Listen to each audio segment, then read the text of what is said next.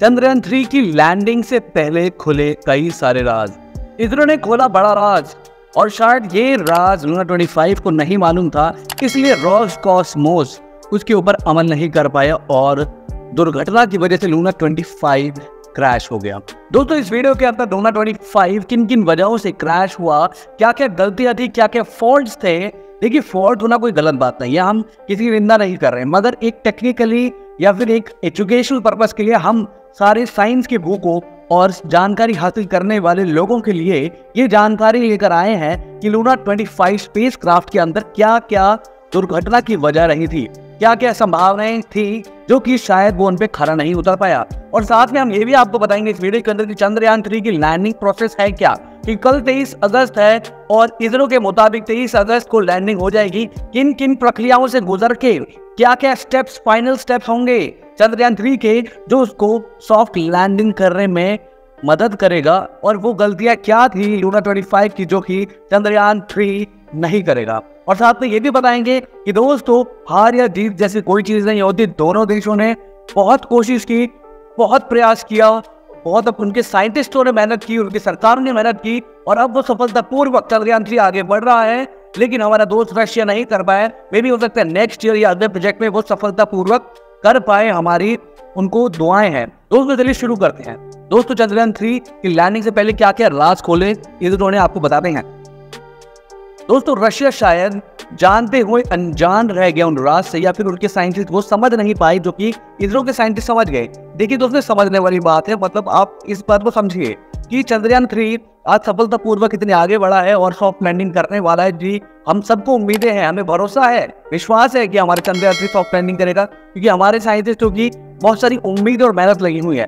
लेकिन दोस्तों, कई बार क्या होता है, हमारा चंद्रयान 1 और चंद्रयान 2 सक्सेसफुली सॉफ्ट लैंडिंग नहीं कर पाया था, तो वो जो नहीं कर पाया था, लेकिन उसने डेटा भेज दिया था इसरो तक। अब वो जो डेटा था उसकी मदद से हमने और सीखा और सीखा और सीखा। उसकी मदद से चंद्रयान 3 के अंदर वो सारे फॉल्ट हटाए, वो डिफेक्ट जो भी रह गए होंगे, चाहे वो एरर हो 0.01% का, वो रिमूव करें। क्योंकि दोस्तों, बड़े बड़े साइंटिस्टों का ये कहना है कि मैं फेल नहीं हुआ, बल्कि मैंने वो रास्ते देखे कि जिनके ऊपर नहीं चलना है सफलता के लिए।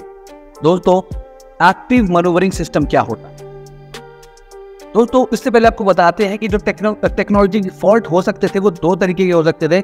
या तो लूना 25 के अंदर कोई फॉल्ट हो गया था उसके स्पेसक्राफ्ट में, या फिर नीचे जो स्पेस ऑर्गेनाइजेशन के लोग बैठे थे उनके रोसकॉसमोस के, उनके पास इतनी कम्युनिकेशन नहीं थी, यानी कि और देशों के साथ संपर्क नहीं थे जिन्होंने मदद की हो उनकी लैंडिंग के लिए। दोस्तों, अब सबसे इंपॉर्टेंट बात आपको बताने वाला हूं, एक्टिव मैन्यूवरिंग सिस्टम क्या होता है। दोस्तों, सिचुएशन के हिसाब से चेंजेस करना, उसे एक्टिव मैन्यूवरिंग कहते हैं। और ये चंद्रयान 3 की सबसे बड़ी खूबी है, काबिलियत है, और ये लूना 25 में नहीं थी। लैंडिंग प्रोसीजर दोनों का अलग है, यानी कि लूना 25 का लैंडिंग प्रोसीजर अलग था और चंद्रयान 3 का अलग है।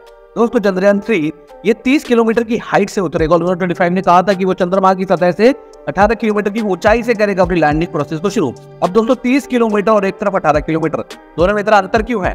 दोस्तों, मे भी पुतिन चाहते थे कि ब्रह्मांड के एलिमेंट्स और पानी मिलने की संभावना जिस जगह पे है उसी जगह पे ही वो सीधा जाके लैंड करे। उन्होंने हाईवे पकड़ लिया था, सुपर फास्ट रॉकेट और सुपर फास्ट फ्यूल के साथ, तो सीधा मैन्यूवरिंग के लिए चले गए थे, यानी कि ऑर्बिट में एंटर कर गए थे लूना में, जिसके लिए हमें कई दिन लगे थे। उन्होंने सिर्फ 4 से 5 दिन के अंदर कर दिया था।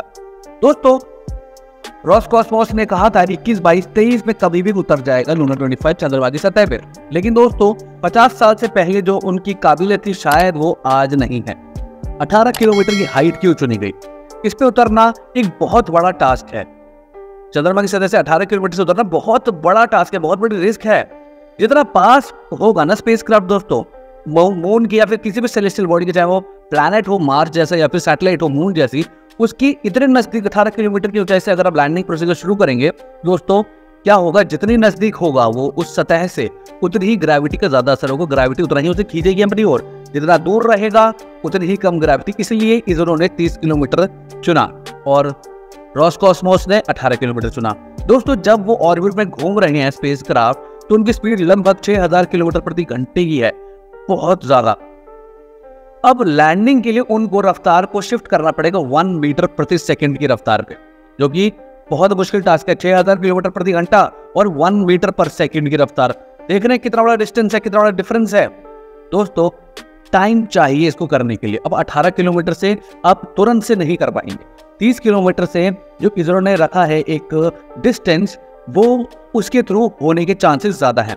अब दोस्तों लूना 25 इनके पास एक्टिव मनोवरिंग सिस्टम में कमी थी। चंद्रयान 3 में इसरो को पता था, क्योंकि चंद्रयान 2 चंद्रयान 1 के एक्सपीरियंस थे उनके पास, और 30 किलोमीटर से लैंडिंग की जगह ढूंढना, चंद्रयान 3 के मीटर्स और सेंसर्स को एक्टिव करना, कैलिब्रेट करना कि किस जगह पे उतरना है, एरर अगर दिख रहे हैं उनको रिमूव करना। एकदम से घुसते ही चले गए तो वही फिर तो लैंड करना पड़ेगा, चाहे क्रैश हो नहीं हो। उन्होंने सोचा नहीं, ज्यादा डिस्टेंस रखो 30 किलोमीटर, ताकि धीरे धीरे स्पेसक्राफ्ट चंद्रयान 3 जो इनका विक्रम लैंडर है वो धीरे धीरे आगे बढ़े।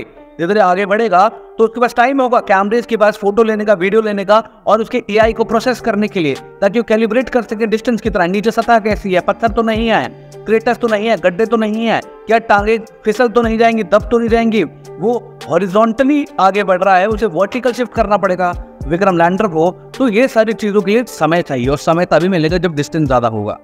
दोस्तों मैन्युवरिंग सिस्टम जो लूना 25 ने लैंडिंग के लिए 30 किलोमीटर बाय 15 किलोमीटर का एरिया तय किया था कि इतने एरिया के बीच में हम कहीं भी लैंड कर देंगे, 30 बाय 15 किलोमीटर का। अब उनका एआई थोड़ा वीक था, जो कि सेफ लैंडिंग नहीं कर पाया। दोस्तों प्री लैंडिंग ऑर्बिट में आने से पहले ही क्रैश हो गया था लूना 25, यानी कि वो जो सबसे नजदीकी ऑर्बिट थी जिसके अंदर आके फिर वो नीचे पहुंचेगा सतह तक, उसी में आते ही वो फंसा रह गया दोस्तों। और वापस रीराउटिंग करने के लिए जो सिस्टम चाहिए था वो लूना 25 के बस नहीं था। इसरो ने साफ साफ बता दिया था अपने सारे प्रोसीजर्स की लैंडिंग हम कैसे करेंगे क्या नहीं करेंगे।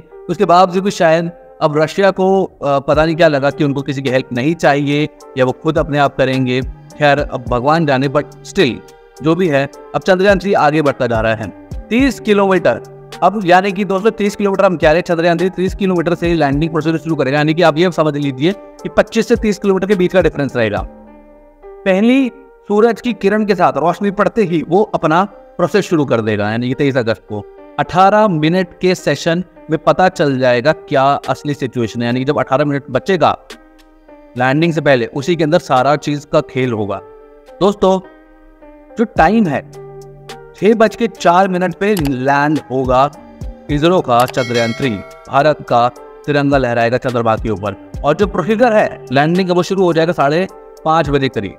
और दोस्तों 750 मीटर पहले दूर जब होगा वो उतरने से चंद्रमा की सतह से, तब वो थोड़ा रुकेगा और अपने एक्टिव लैंडिंग मनूवर करना होगा उसे वहां रुक के, यानी कि हवा में बीच में रुकेगा थोड़ी देर के लिए अपनी स्पीड को कम करके, और पहले चेक करेगा कि नीचे कितनी जगह है, किस जगह पे लैंड करना है, क्योंकि जो फीड करके इन्होंने भेजा है कि यहाँ लैंड करना है वो वहाँ पे पहले कैलकुलेट करेंगे, वहाँ की इमेजेस और वीडियोस कैप्चर करेगा, और फिर मन ही मन कैलकुलेट करेगा कि ये जगह ठीक है कि नहीं, ये जगह ठीक है कि नहीं। अगर उसे लगेगा कि ये जगह ठीक नहीं है, वो थोड़ा आगे मूव कर देगा, 100-1500 मीटर आगे बढ़ जाएगा, फिर दोबारा चेक करेगा, दोबारा फोटोज देगा, फिर ये सोचेगा कि जो रेडियस के अंदर बेस्ट जगह बताई थी इसरो ने, जो फीड की थी पृथ्वी पे, क्या ये बेस्ट जगहों में से एक है, क्या यहाँ लैंड करना सेफ है, वो उसे कैलकुलेट करेगा। फिर अगर नहीं मिला फिर आगे बढ़ जाएगा, और अगर मिल गया तो वहीं पे वो धीरे धीरे नीचे लैंड कर जाएगा। दोस्तों अगर आपने इस वीडियो से कुछ भी नया सीखा हो, इस वीडियो को ज्यादा से ज्यादा शेयर कीजिएगा, व्हाट्सएप के ऊपर, ट्विटर के ऊपर, फेसबुक के ऊपर, और अपने दोस्तों और परिवार वालों के साथ शेयर कीजिए, क्योंकि जानकारी हर एक भारतीय को मिलना जरूरी है कि अगर कोई देश फेल हो गया, यानी कि फेल नहीं हो गया। रशिया ने भी बहुत बड़े बड़े नाम किए हैं स्पेस रिसर्च में। पहला जो स्पेस क्राफ्ट था जो मून पे गया था वो रशिया का ही था, पहला व्यक्ति जो स्पेस पे गया था वो भी रशिया का ही था, पहला टॉप जो गया था वो भी रशिया का ही था। इसलिए ये कोई बड़ी बात नहीं है दोस्तों, होता रहता है सक्सेसफुल। लेकिन दुआ कीजिए चंद्रयान 3 के लिए सक्सेसफुल लैंड हो जाए दोस्तों। और अगर आप इस अच्छे हिंदुस्तानी तो कमेंट बॉक्स में जय हिंद, जय भारत, और चंद्रयान 3 सफल हो ऐसा जरूर लिखना।